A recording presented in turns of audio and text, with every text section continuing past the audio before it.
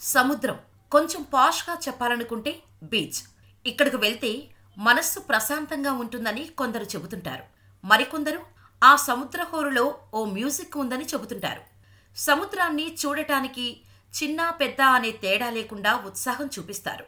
కానీ దాని దగ్గరకు వెళ్తే దాని గంభీరతకు, ఆ అలల హోరుకి అంతే భయపడతారు కూడా. ఇక ఈ కార్తీక మాసంలో సముద్ర స్నానానికి ఎంత ప్రాముఖ్యత ఉంటుందో చెప్పనవసరం లేదు.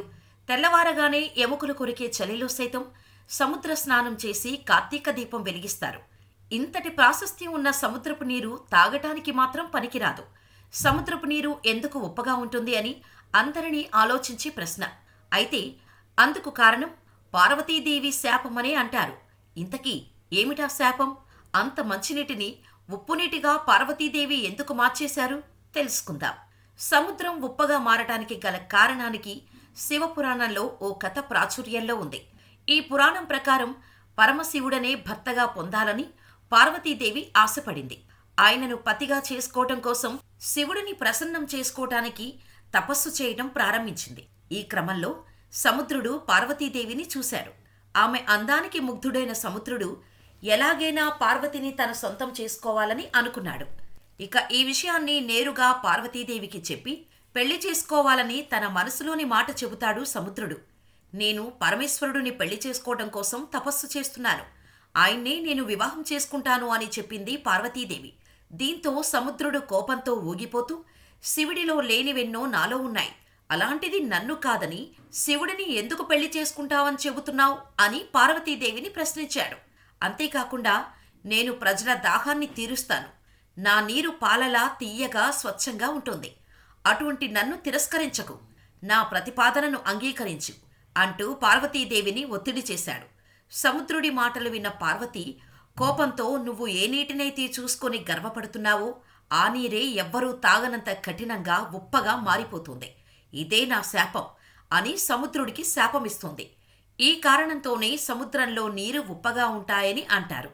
మరికొందరైతే సాగరమథనం వల్లే సముద్రపు నీరు ఉప్పగా మారిందని అంటుంటారు. ఈ సృష్టిలో ప్రతిదానికి ఆధ్యాత్మికంగా ఒక కారణం ఉంటే సైంటిఫిక్గా కొన్ని కారణాలు చెబుతుంటారు సైంటిస్టులు. ఇక సముద్రపు నీరు ఉప్పగా ఉండటానికి గల కారణాలు కూడా చెప్పారు. సైంటిస్టుల ప్రకారం సముద్రపు నీరు సూర్యకాంతిలోని వేడిని గ్రహించి ద్రవరూపం నుంచి వాయురూపంలోకి మారుతోంది. ఆ తర్వాత వర్షాలుగా మైదానాల్లో కురిస్తేనే నదుల్లోకి నీరు చేరుతోంది. ఆ నదీ ప్రవాహంలో నది, నేల, ఒడ్డు ప్రాంతాల్లోని గాలిలోనూ ఉన్న వివిధ రకాలైన పదార్థాలు కలుస్తాయి. ఇందులో లవణాలు కూడా ఉంటాయి. అయితే నీటి గాఢత తక్కువగా ఉండటం వల్ల నదీ జలం ఉప్పగా అనిపించదు. ఆ నదుల నీరు సముద్రాల్లో కలుస్తోంది. నదుల్లో నుంచి వచ్చిన లవణాలు సముద్రాల్లో నుంచి మరెక్కడికి పోయే అవకాశం ఉండదు. కాబట్టి కాలక్రమేణా సముద్రాల్లో లవణాల గాఢత పెరుగుతూ వచ్చింది.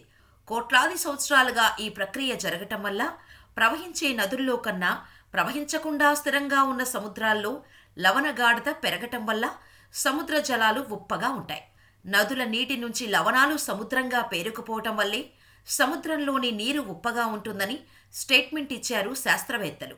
ఇక దేవుడిని నమ్మేవాళ్లు సముద్రపు నీరు ఉప్పగా ఉండటానికి పార్వతీదేవి శాపం కారణం అని నమ్మితే, నాస్తికులు మాత్రం సైంటిస్టులు చెప్పే కారణాలని నమ్ముతారు.